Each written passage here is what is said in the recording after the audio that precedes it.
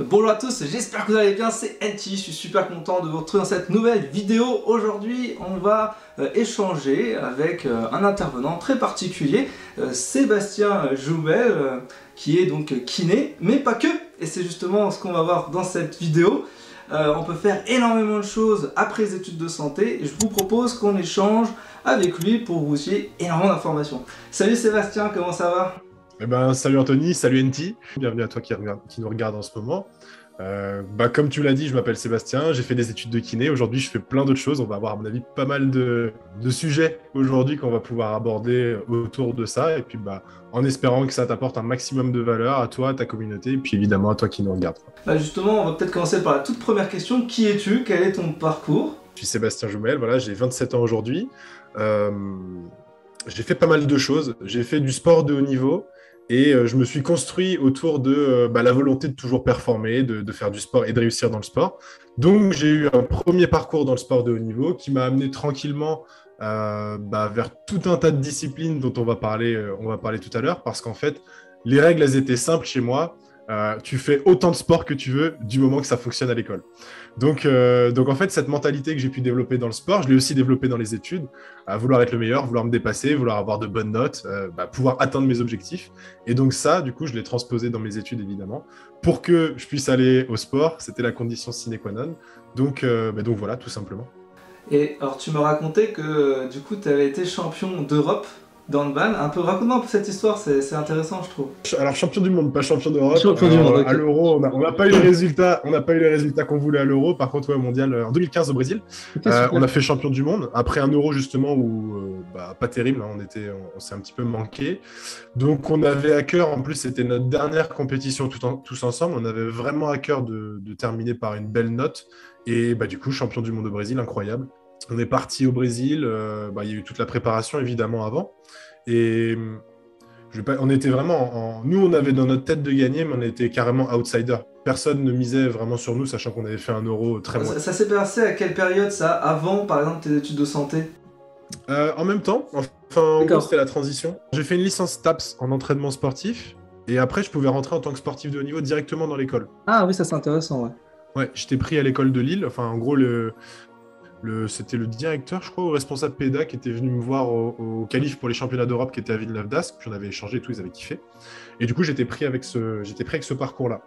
Sauf que y a eu des problèmes avec mon club qui a pas été, qui a pas, comment dire, honoré sa promesse de contrat. Et du coup, au moment où moi, ils honorent pas cette promesse, c'est fini en fait. Je peux plus rentrer en sportif de haut niveau dans l'école. Donc du coup, je me retrouve à devoir rechercher une fac qui m'accepte.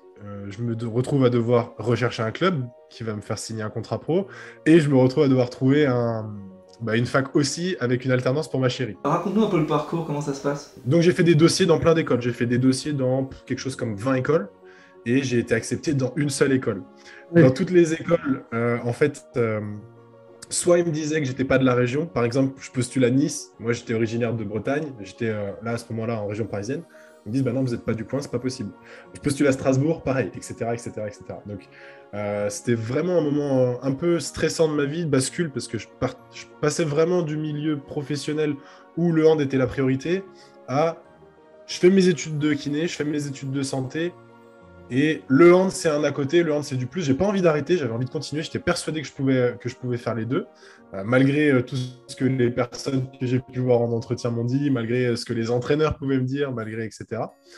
Et donc, du coup, sur toutes les écoles où je pouvais être pris, c'était notamment les écoles parisiennes.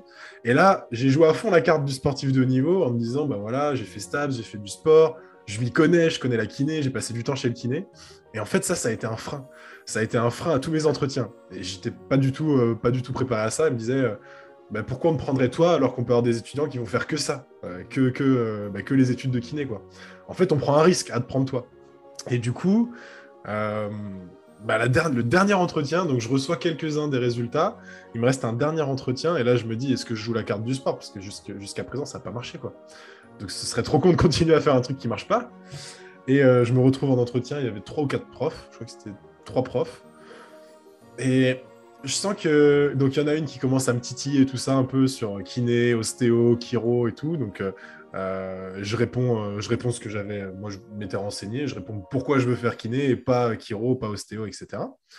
Et je sens que les deux autres, il y a un truc, ils sont sportifs, ils sont attirés par ça. Et je me dis, vas-y, tant pis, j'y vais, je balance l'histoire sportive, quoi. Et ils ont vachement accroché. J'ai été pris dans cette école qui se situait à quoi, 30 minutes de mon club. Donc, j'ai pu faire mes années de kiné, en fait, en étant professionnel. J'ai fait 4 années de kiné en étant professionnel de handball, enfin au handball, sachant qu'à côté, j'avais 2 sociétés et que je faisais aussi du coaching en entreprise. Du coup, il n'y a pas que la kiné. Oui, il y a la kiné. Mais c'était possible de faire ce parcours. Pourtant, il y a plein de gens qui me disaient tu vas voir, tu vas galérer, etc. Et franchement, ça s'est super bien fait. Les 4 années sont passées super bien. De fou. Non, c'est un beau parcours. Moi, j'aime bien. J'aime bien les parcours un peu atypiques comme ça, tu sais, où justement il y a un parcours classique, la première année, licence LAS et parcours passe. Maintenant, je sais pas si tu es au courant des nouvelles types de licences, mais bon, ils ont, avec cette réforme, là, voilà, il y a 2 parcours. Et du coup, là, c'est les parcours classiques, mais il existe énormément de parcours alternatifs. Et ça, c'est aussi les choses qu'il faut en parler sur la chaîne YouTube. Comme quoi, en fait, tous les types de profils peuvent fonctionner à partir du moment où on a un projet professionnel qui est assez viable et qu'on a envie de le vendre, en fait. C'est ça, il faut se vendre hein, pour pouvoir passer à différents endroits. Donc ça, c'est important. Ça, c'est important. Donc le message est simple. Écoutez bien ça. Tout est possible à partir du moment où dans votre tête, c'est acquis. Voilà. Et après, il faut monter un bon dossier. Et ça, je peux vous aider aussi. N'hésitez pas d'ailleurs en commentaire à dire si vous avez des questions à ce sujet-là, on y répondra bien entendu. Champion du monde de handball, ok. Kiné, ok. Mais Sébastien fait plein d'autres choses. Est-ce que tu peux un peu nous en parler? Pendant mes études de kiné, j'ai ma marraine de l'école qui m'a dit ouais, moi je me suis formé en hypnose et tout. Et ça, c'est vachement chouette. Et tu devrais un petit peu regarder ça. Je dis bon, ok. Pas emballé, franchement pas emballé au départ. Puis elle a continué, elle me dit ouais, franchement tu devrais aller voir et tout, c'est cool, c'est vraiment chouette. Et puis je me suis dit, bon, franchement, pourquoi ne pas tenter, quoi? Je veux dire, au pire, ça me plaît pas, j'arrête, et au pire, ça me plaît, et je continue. Et du coup, à ce moment-là, je me suis formé en parallèle donc, sur tout ce qui est préparation mentale. J'ai mis un doigt dans l'hypnose et j'ai été aspiré par ce domaine qui me passionne, par la PNL. Et en parallèle, j'ai aussi travaillé sur tout ce qui est technique de mémorisation et lecture rapide, que je mettais déjà en place, en fait, mais de façon très, très inconsciente. Enfin, je ne me rendais pas compte que je faisais ça. Et du coup, j'ai pu structurer un petit peu mes méthodes d'apprentissage, ce qui m'a permis de faire les études de kiné, de faire des études en parallèle aussi pour devenir enseignant en hypnose et enseignant en PNL, formateur en lecture rapide, formateur en mind mapping et formateur en technique de mémorisation. Et du coup, avec ce... En fait, il fallait que je m'organise. J'avais le hand, j'avais le coaching en entreprise, j'avais les études évidemment, j'avais les stages, parce que quand tu rentres en école de kiné, tu vas faire des stages en hôpital, tu vas faire des stages en libéral, etc. Donc ça commençait à faire un truc assez conséquent. Et moi, j'ai vraiment cette envie et ce besoin de me former, d'apprendre. La curiosité, c'est quelque chose que je trouve vraiment super important, en tout cas pour moi. Et du coup, je me suis dit, comment je peux combler et remplir ce besoin de me former, de progresser et d'avancer avec cet emploi du temps, voilà, 1 à 2 entraînements par jour, les études lambda, quoi. Tu vas à l'école toute la journée. Une demi-journée par semaine, je faisais du coaching. Après, j'avais des sessions aussi de coaching perso avec des personnes du monde de l'entreprise, avec des potes qui étaient justement en équipe de France et compagnie pour faire de la prépa mentale. Donc, ça commençait à faire un espèce d'emploi du temps très, très chargé. Et il a fallu que je gagne du temps. Et du coup, c'est comme ça que j'en suis venu à théoriser un petit peu et à me former, évidemment, sur ces sujets-là, de lecture rapide, de mind mapping, de productivité, de techniques de mémorisation. Mais dans un premier temps, c'était pour moi, en fait. Je le faisais pour moi. Et des gens dans l'école me disaient, mais attends, mais comment c'est possible que tu fasses tout ça? Comment c'est possible que tu fasses tes études, tes machins, que tu te formes, que tu partes à droite, à gauche? Et puis, j'avais des super notes partout, en fait. Et je me suis dit, bah ouais, c'est vrai, ça, comment c'est possible? Je sais pas, moi, en fait, c'est normal pour moi. Je veux dire, c'est pas... Enfin, je sais pas comment le dire. C'est-à-dire que je me suis jamais posé la question. J'ai un truc qui me fait envie, je le fais. Et même si j'ai un cursus de kiné en cours, j'ai envie de me former en coaching professionnel, je me forme en coaching professionnel. Et la question, c'est pas est-ce que c'est possible, c'est comment je me débrouille pour le faire, quoi. Et du coup, moi, j'ai trouvé plein de techniques, plein de stratégies avec l'hypnose, la PNL, et j'ai packagé tout ça pour faire justement des stratégies de lecture rapide, des stratégies de technique de mémorisation, des stratégies de prise de notes aussi, qui, en plus de me servir à moi, bah, puisse servir aux autres, évidemment. Et d'ailleurs, on avait une prof en école de kiné qui nous a parlé un petit peu du mind mapping. Et moi, je prenais beaucoup des notes visuelles, je faisais des croquis, des schémas. À l'époque, c'était pas hyper joli. Franchement, c'était pas terrible, mais bon, c'était pas le but forcément. Depuis, je me suis formé sur tout ce qui est sketchnote, etc. Et il y avait un, comment dire, personne s'intéressait à ça. Tout le monde voulait la natte, tout le monde voulait la physio, la bioméca, mais personne s'intéressait à ça. Et je me suis dit, putain, mais il y a un truc pourtant là-dedans. Parce que si moi, ça me plaît, c'est facile pour moi de retourner travailler là-dessus. C'est facile pour moi d'apprendre comme ça. Donc, si j'apprends l'anatomie avec ces outils-là, ça va être beaucoup plus simple, beaucoup plus aisé que de me taper les bouquins d'anatomie à regarder, machin, avec les trucs de il faut apprendre 7 fois ton anatomie. Je sais pas si ça te parle, ce truc-là, mais les profs qui nous disaient il faut l'apprendre 7 fois et la désapprendre 7 fois pour la connaître. Enfin bref, des conneries monstres, quoi. Et je me suis dit, mais non, mais je dois l'utiliser parce que je vais gagner un temps fou. Surtout sur première et deuxième année où l'essentiel du temps, il était passé sur l'anatomie, quoi. Alors justement, et par rapport à la lecture rapide, parce que les étudiants, on leur dirait lecture rapide, bon bah... Ok, tu lis rapidement. Non, c'est pas ça. Pas vraiment ça. Tu vas nous expliquer du coup ce que c'est la lecture rapide et comment on fait pour devenir du coup champion du monde 2021, c'est ça? Ouais, champion du monde en équipe 2021 en lecture rapide et 3e mondial, 3e Voilà. Europe en individuel. Voilà. Comment on fait? Comment ça se passe? Alors, pour tout te dire, l'année dernière, Covid, confinement, non, il n'y a pas eu de confinement l'année dernière, c'était l'année d'avant, mais plus de matchs de hand, plus de compétition. Et moi, j'ai quand même j'ai cet appétit de compétition. J'aime la compétition, j'aime le fait de voir du monde, de m'entraîner, d'avoir un objectif. Et je fais une formation, tu vois, pour continuer à m'entraîner là-dessus, voir s'il y a des choses que je peux continuer à apprendre et tout ça. Puis la formation se passe bien. Et les personnes qui me forment me disent, en fait, tu as des résultats qui sont pas normaux, quoi. Pas normaux, mais positifs. Je dis, ah ouais, bon, j'en sais rien, moi je fais mon truc, et puis voilà, quoi. Est-ce que tu serais chaud de faire les championnats du monde avec nous? Je me dis, mais attends, c'est pas genre... je me dis, il n'y a pas des compétitions, comment dire, intermédiaires, ou il y a pas des minima à faire, un peu, tu vois, comme au JO, genre pour faire du saut à hauteur, il faut faire un minimum de sauts. Puis ils me disent, non, des pays inscrivent des équipes, et puis après, c'est la compétition, et puis voilà. Et du coup, on part sur 3 mois d'entraînement intense, de lecture rapide. Je faisais 2 à 3 livres, je lisais 2 à 3 livres par jour. Je passais entre 30 minutes et 1 heure à m'entraîner sur une application pour améliorer mon champ visuel, pour améliorer ma capacité à faire ces mouvements oculaires rapidement, pour travailler sur différentes techniques, parce qu'il y a différentes techniques de lecture. Par exemple, j'ai lu des livres à l'envers, donc en partant de la fin et en remontant. Donc, il y a plein de trucs comme ça. C'est chouette, en fait. C'est beaucoup plus simple que ce qu'on pourrait imaginer, parce qu'on a le puzzle global de la fin, et puis on le reconstruit au fur et à mesure. Et donc, du coup, on fait champion du monde par équipe, donc c'était vraiment, vraiment chouette. On a fait ça, je ne vais pas dire de bêtises, je crois que c'était en juin. Ça devait être en juin, ouais, quelque chose comme ça. Donc, vraiment cool. Et pour ta question de qu'est-ce qu'un lecteur rapide et c'est quoi la lecture rapide, il y a pas mal de définitions aujourd'hui. Moi, je te dirais, parce qu'il y a des personnes qui vont le définir en fonction de la vitesse. Ouais, tu lis à 200 mots par minute, tu es un lecteur intermédiaire. Tu lis 100 mots par minute, tu es un lecteur lent entre guillemets. Tu lis à 400 mots par minute, tu es un lecteur rapide. Bon. Ça me paraît très cloisonnant, très fermé, très arbitraire. Après, voilà, c'est une classification comme une autre, mais aujourd'hui, 400 mots par minute, je veux dire, tout le monde est capable de le faire. Tout le monde est capable de lire à cette vitesse-là. Et je pense même qu'au-delà de ça, tout le monde est capable de lire à 800, 1000 mots par minute. Donc, quand une personne, elle fait une formation avec moi et qu'elle passe de 100 mots par minute à 1000 mots par minute, elle fait un x10, c'est clair que ça change des choses dans sa façon de lire, ça change des choses dans sa façon d'acquérir de la connaissance et dans sa façon aussi... parce que c'est bien d'acquérir des connaissances, mais c'est bien aussi de le transposer en compétences derrière et de passer à l'action. Et ça se passe comment les épreuves justement dans les championnats pour la lecture rapide? J'allais en parler parce que moi je me disais mais non mais c'est pas du sport et tout, j'ai transpiré. J'ai transpiré pendant l'épreuve.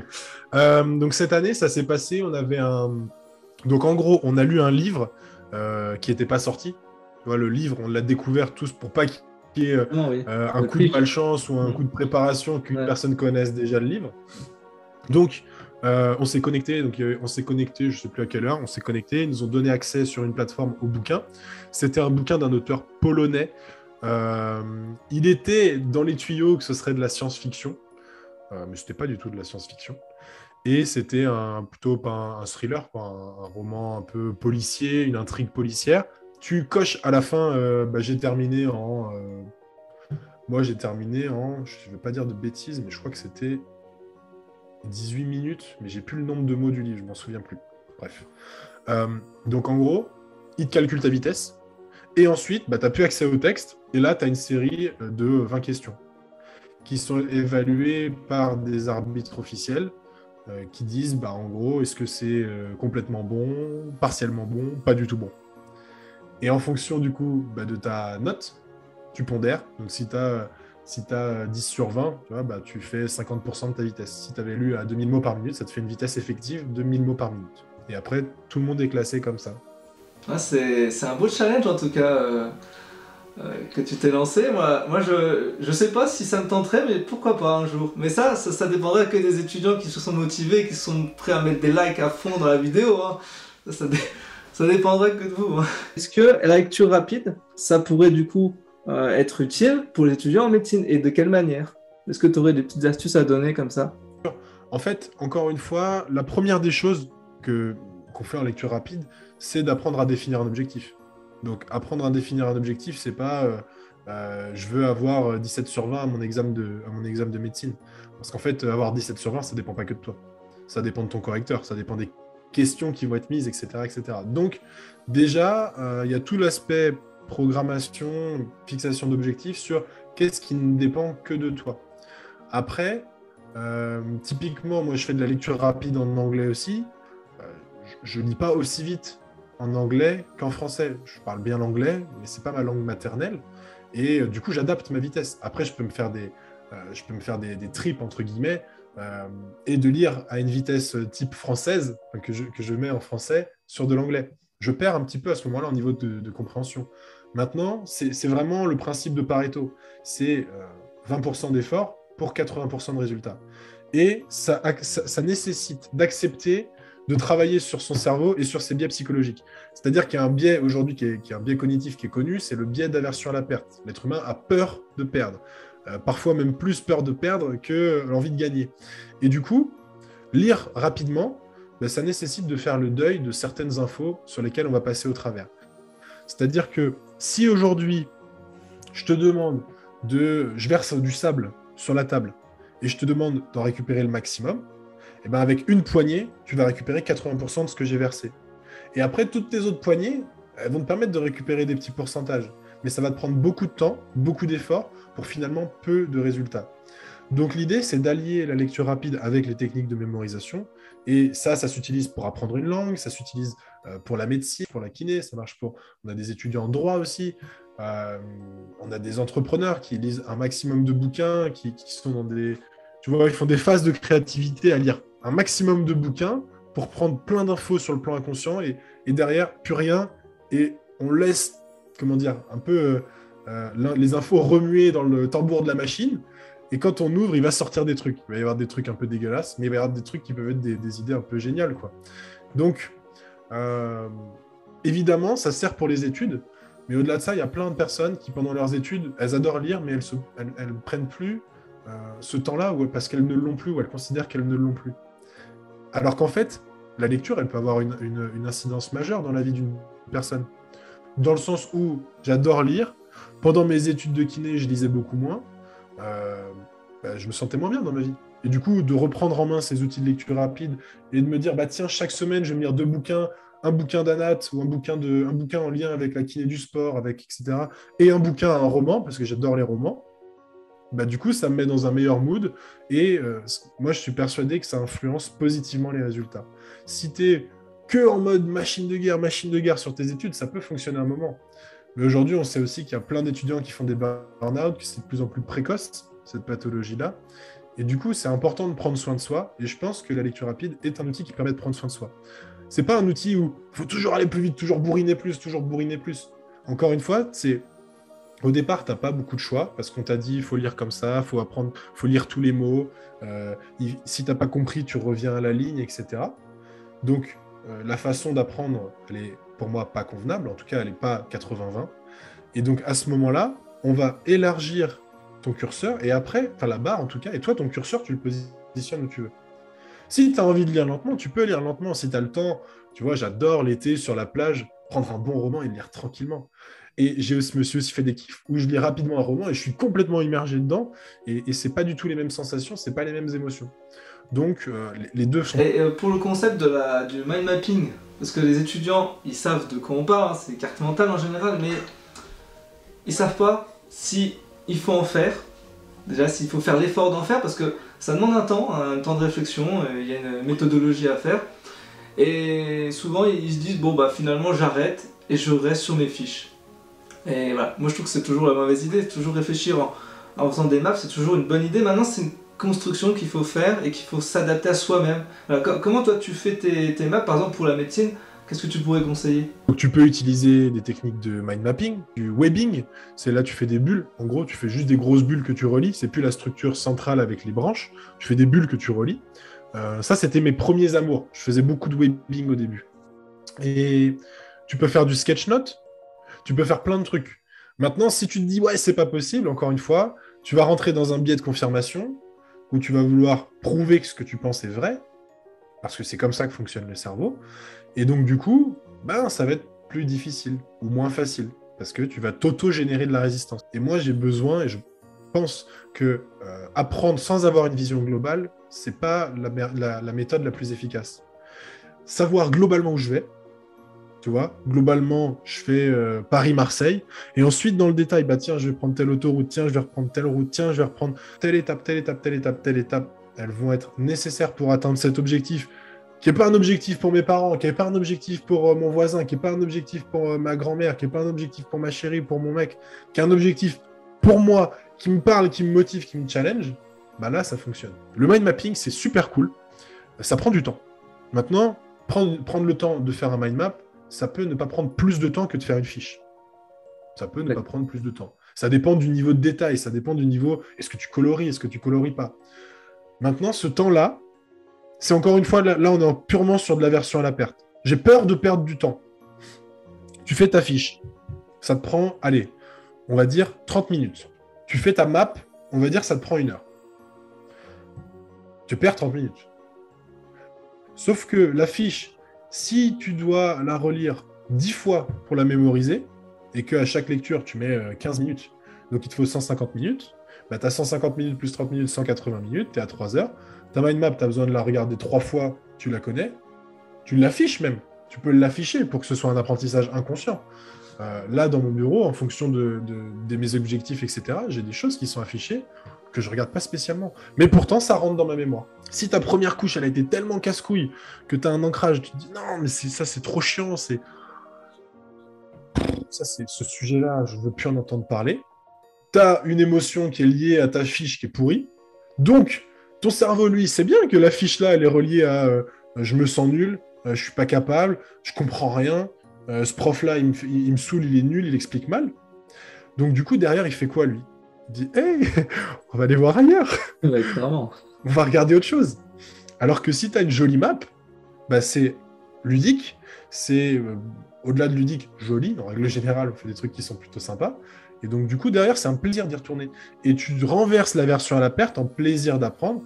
Et en fait, globalement, tu apprends les gros items, les gros concepts, et tu vas avoir tout qui va revenir dans ton cerveau. Par contre, si tu cherches... en fait, c'est encore une fois, tu reprends le concept global et tu vas retrouver toutes tes petites structures. Après, tu peux le faire à l'inverse, prendre ta petite structure et remonter, mais c'est plus difficile d'apprendre en faisant petit concept que je relie à un plus gros concept, que je relie à un plus gros, que je relie au concept central, plutôt que d'avoir concept central et je descends. Maintenant, la stratégie la plus efficace, c'est concept central, je vais sur des petits concepts, je descends, mais je remonte et je fais des allers-retours et je fais plusieurs fois le chemin. Justement, toi, tu utilises quel type de logiciel pour les mind maps? Alors, je peux te citer plusieurs, mais moi, celui que j'utilise, c'est Xmind.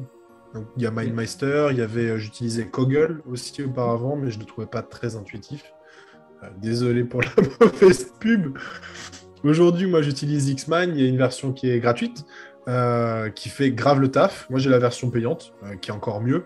On peut faire des présentations, etc. Donc, c'est chouette. Présenter un projet en mind map, ça marche, en fait. Présenter une offre en mind map, ça marche. Faire une présentation orale sur un exposé en kiné, ça le fait. Et c'est une structure qui est naturelle, que tout le monde comprend. Ça peut permettre de se démarquer quand tu fais une présentation, c'est original, c'est différent un petit peu du PowerPoint habituel. Donc, il y a des choses qui sont cool. Tu peux mettre des couleurs différentes. Moi, je sais que j'ai des couleurs rattachées à différents domaines. Comme ça, je sais, je me crée plein d'ancrages. Mais du coup, si je vais sur un domaine type neurosciences, neurosciences, j'ai le rose. Le rose, c'est le cerveau pour moi. Si je devais faire un cours de cardio, cardio, c'est rouge pour moi. Donc, on peut créer des couleurs comme ça qui vont faciliter l'apprentissage et foutre des images à l'intérieur après.